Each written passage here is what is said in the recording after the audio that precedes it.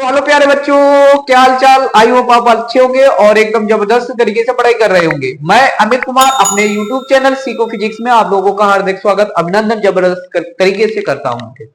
बेटा हम जो कंटिन्यू लेक्चर है उनमें जो लेक्चर था लास्ट वाला लेक्चर उसमें हमने पढ़ा था बेटा गोलीय सतह से। किससे? गोलीय सतह से अपवर्तन। वो भी किस पृष्ठ से पढ़ा था? अवतल पृष्ठ से पढ़ा था।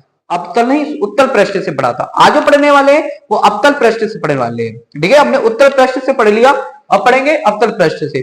ठीक है, तो देखेंगे बेटा कैसे पढ़ाते हैं, क्या समझ में आएगा, ये बात ध्यान से समझते हुए चलेंगे बेटा यहाँ पे।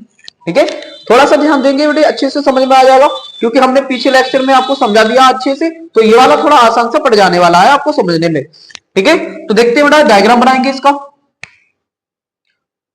बेटा एक पृष्ठ ले लो आप, इस तरीके से एक पृष्ठ लिया आप लोगों ने। बेटा इसकी मुख्य अक्ष होगी। ठीक है, ये बेटा ले लो आप, सी है। ठीक है, और यहां पर एक वस्तु रखी हुई है, यहां पर एक ऑब्जेक्ट रखा हुआ, आई आई ऑब्जेक्ट नहीं, ओ ऑब्जेक्ट रखा हुआ, वस्तु रखी हुई है यहाँ पे। ठीक है, इधर का जो माध्यम है ये बेटा मेरे पास है विरल माध्यम, विरल माध्यम है, विरल माध्यम जिसका अपवर्तन n1 है। इधर बेटे मेरे पास है सघन माध्यम। कैसा माध्यम है बेटे?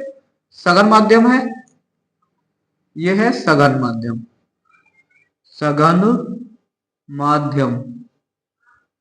ये है बेटे n2। क्या है बेटा? n2। ये सघन माध्यम है और ये विरल माध्यम है। विरल माध्यम है n1 अपवर्तनांक वाला, सघन माध्यम है n2 अपवर्तनांक वाला। हमने क्या किया, इस जो अवतल पृष्ठ है हमारे पास, अवतल पृष्ठ, इसकी एक मुख्य अक्ष, इस मुख्य अक्ष पर एक बिंदु वस्तु और रख दी। ठीक है, अब बेटे आप जानते हैं यहां से प्रकाश किरण चलेंगे, तो बेटा ये प्रकाश किरण चलेगी और चलने के बाद ये टकराएगी इस पृष्ठ से जाके। ठीक है, तो इससे पहले मैं एक अभिलंब खींच लेता हूं। ठीक है, मैंने यहाँ पे एक अभिलंब खींचा।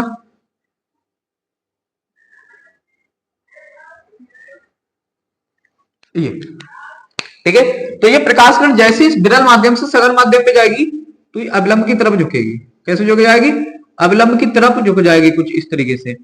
तो बेटा इसको हम पीछे हटाते हुए आएंगे इस तरीके से, और जब मैं पीछे हटाता हुआ आऊंगा बेटा तो यहां पर एक प्रतिबिंब बना देगी। ठीक है, ठीक है, ये अभिलंब की तरफ झुकेगी तो मैं इसी प्रकाश किरण को पीछे हटा के लेके आऊंगा। तो पीछे हटा के लेके आऊंगा तो बेटे ये मुख्य अक्ष पर क्या बना लेगी? प्रतिबिंब बना लेगी। आइए बेटा, इतनी बात सुन पाओगी? ठीक बेटा, आप जानते हैं बेटे ये अभिलंब है मेरे पास।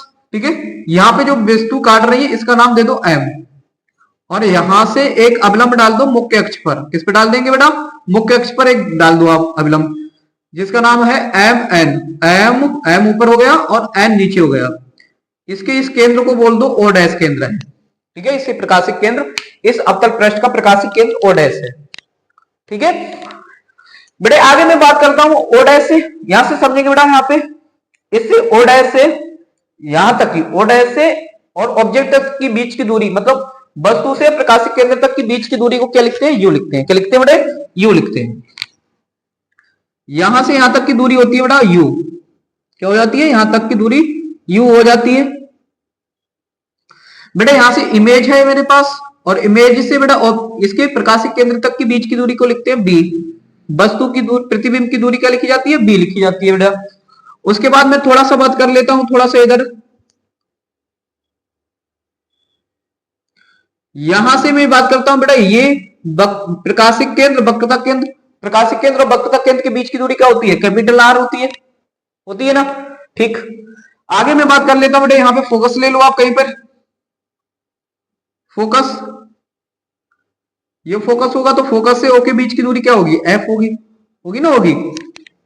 ठीक है ना, इतनी बात सुना रही है आप लोगों को? ठीक, आगे मैं बात कर लेता हूं उसके बाद बेटे, थोड़ा सा देखेंगे बेटा। ये अविलंब हो रहा है मेरे पास, ये वाला, और अविलंब और इसके बीच की दूरी जो होती है, ये बीच की जो दूरी होती है बेटे, इसे बोलते हैं बेटा हम आई। क्या बोलते हैं बेटा? ये आई होता है, आई। और अविलंब और प्रतिबिंब के बीच की दूरी के बीच का कोण जो होता है वो स्मॉल आर होता है ना। इस कोण का नाम लेके चलेंगे बेटा, इस कोण को बोलेंगे बेटे हम गामा। ठीक है, ये कोण मेरे पास गामा, ये बीटा, और ये मैंने ले लिया बेटा अल्फा कोण। कितना कोण ले लिया? अल्फा कोण ले लिया। सही है, ठीक। अच्छा, इसके बाद में बात कर लेता हूं बेटा थोड़ा सा और, क्या बात कर लेता हूं थोड़ा सा, बात यहाँ पे क्या करनी है बेटे, हम इसको प्रूव करेंगे। पहले हम आई का मान निकालेंगे और आर का मान निकालेंगे, आई और आर का मान निकालेंगे, फिर अल्फा बीटा गामा का मान निकालेंगे, ठीक है, और उसके बाद वैल्यू पुटिंग कर रहे होंगे और देखते हैं क्या होता है फिर उसके बाद। ठीक, तो बेटे सबसे पहला मोटिव है हमारा वैल्यू को निकालना है इसका। कोड, कोड क्या लेके चलेंगे बेटा हम, सबसे पहले लिखो ओ त्रिभुज लेंगे, ओ एम और सी में, सी में। तो देखो बेटे कुछ कोड इस तरीके से बनना होगा, मैं दिखाता हूं आपको बना के। त्रिभुज कुछ इस प्रकार से बनना है बेटा। ये जो कोड है बेटे मेरे पास आई है, ये अल्फा है, और इधर हटाए तो ये मेरे पास गामा है, ये है एम ओ और ये सी है। तो देखो ये आंतरिक कोण हो गए, ये बाह्य कोण, बाह्य कोण का मान जो होता है आंतरिक कोणों के योग के बराबर होता है, ठीक है।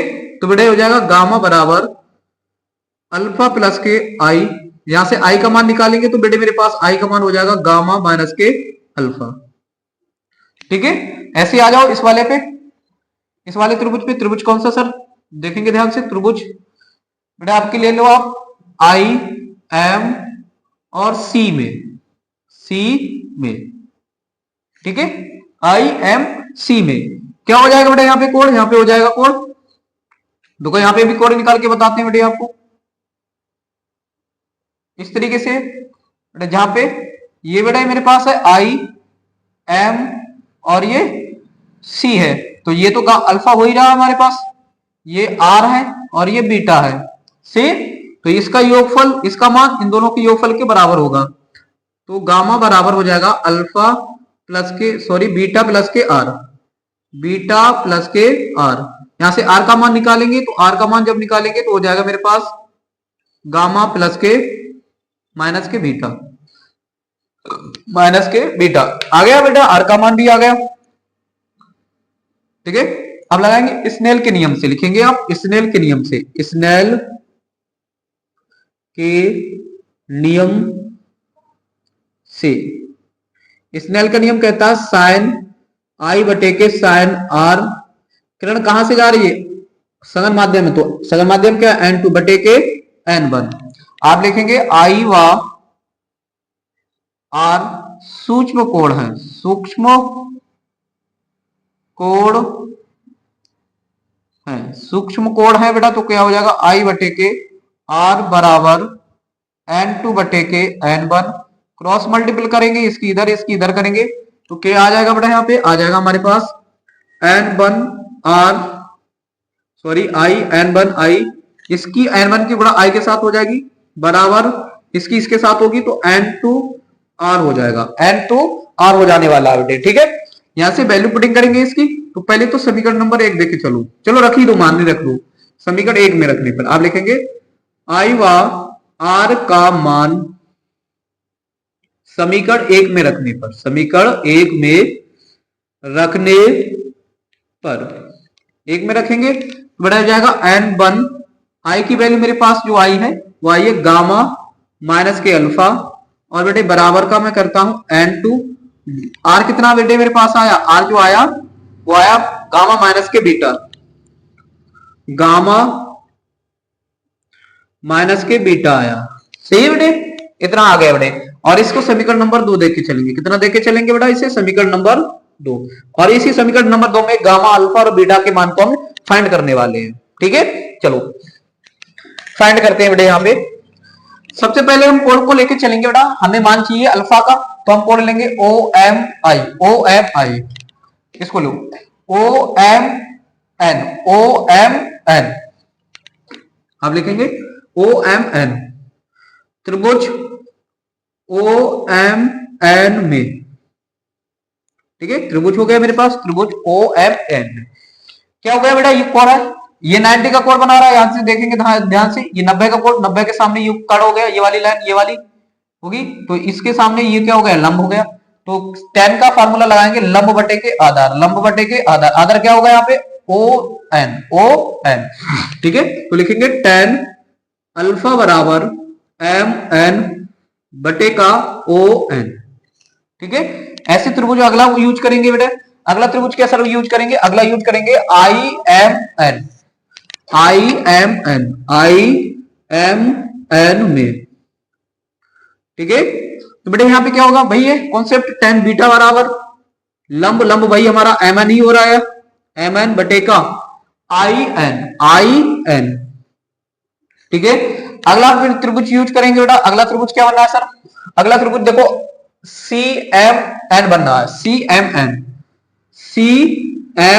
एन में, सी एम एन में बेटा क्या हो जाएगा, टेन गामा क्या हो जाएगा लंब बटे के आधार क्या हो जाएगा एन सी हो जाएगा बेटे, सही। आप अगर एक कंडीशन लिखेंगे बेटा, लिखेंगे अल्फा बीटा व गामा सूक्ष्म कोण है, कैसे कोण है बेटे, सूक्ष्म कोण है। तो जब सूक्ष्म कोण है तो क्या कंडीशन बनती है, ध्यान से समझिएगा बेटे, इसे में डाल देते हैं इस साइड को,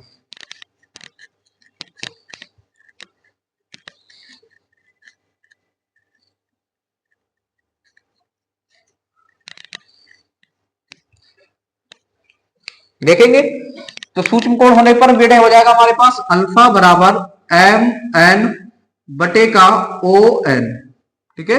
बीटा बराबर हो जाएगा बेटा यहाँ पे सूक्ष्म कोण होने पर एम एन बटे का आई एन, गामा बराबर क्या हो जाएगा बेटा एम एन बटे का एन सी, ये हो जाने वाला। और इनके मान समीकरण उठा के रखेंगे दो में, सभी के मान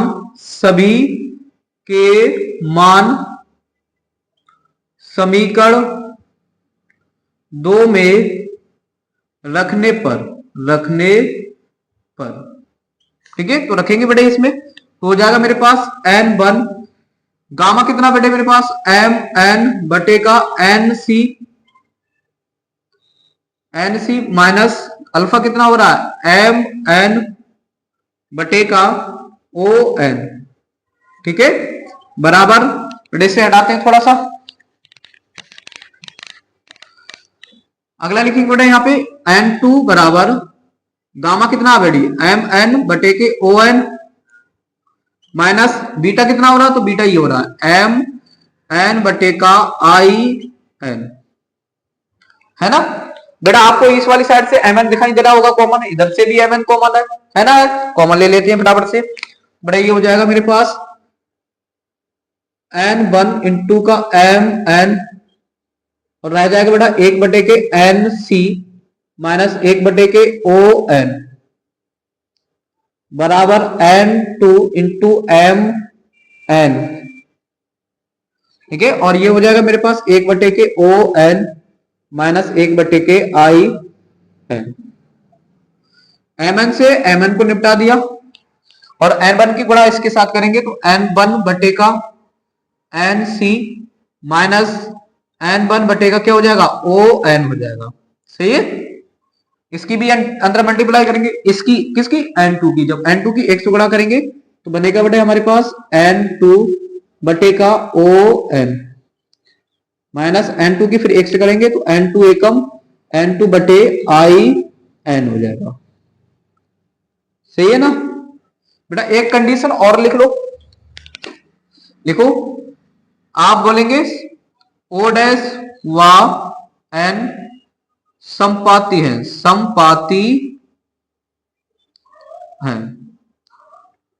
तो बेटा एन ओ पर होगा, एन जो होगा ओ डैश पर होगा तो क्या कंडीशन बनेगी इस कंडीशन पे बेटा, ध्यान से समझिएगा, इसे हटाओ। तो बेटे कंडीशन में यही हो जाएगा, एन की जगह पर ओ डैश हो जाएगा बस, तो बनेगा बेटा यहां पे एक एन वन बटे का O dash C minus N one बटे का ओ डैश हो जाएगा बराबर यहां पे क्या हो जाएगा एन टू बटे O dash minus N two बटे आई की जगह पर एन की जगह पर हो जाएगा ओ। वैल्यू पुटिंग करेंगे बेटा, देखो ध्यान से समझिए, ओ डैश सी क्या हो रहा है capital R, O dash C की दूरी कैपिटल आर, किस में लिखेंगे, माइनस में, प्रकाश किरण ऐसे जा रही है, दूरी ऐसे लिख रहे हैं तो माइनस में होता है, तो लिखेंगे बेटे यहाँ पे क्या बनेगा, n1 बटे का माइनस का r हो जाएगा, माइनस n1 बटे ओ डैश, ओ डैश के बीच की दूरी माइनस का u, माइनस के u बराबर n2 बटे O dash, O dash minus का u माइनस, उसके बाद बेटे आते हैं n2 बटे, n2 के बाद आई ओ एन, आई ओ डैश, आई ओ डैश, सही है, ओ डैश, आई ओ डैश कितना हो रहा है बेटा, बी, बी, ठीक है, ठीक, इतना होने के बाद बेटे रखेंगे वैल्यू, क्या गड़बड़ हो गया बेटे इसमें, वैल्यू यहां पे कहीं नहीं मिस्टेक कर दी, एम एन बटे एन सी, गामा की वैल्यू, गामा गामा गामा की तरफ गया, ये हो गया एन सी बटे का, ये गड़बड़ हो गया थोड़ा सा, ठीक है, यहाँ पे जो हैगा, यहाँ पे होगा N C, N C, N C, correction कर लेंगे बेटा, यहाँ पे एन सी, यहाँ पे भी एन सी लिखो आप, एन सी, यहाँ पे भी एन सी, और जब इधर आएंगे तो क्या हो जाएगा, O dash C, O dash C, और फिर यहाँ पे हो जाएगा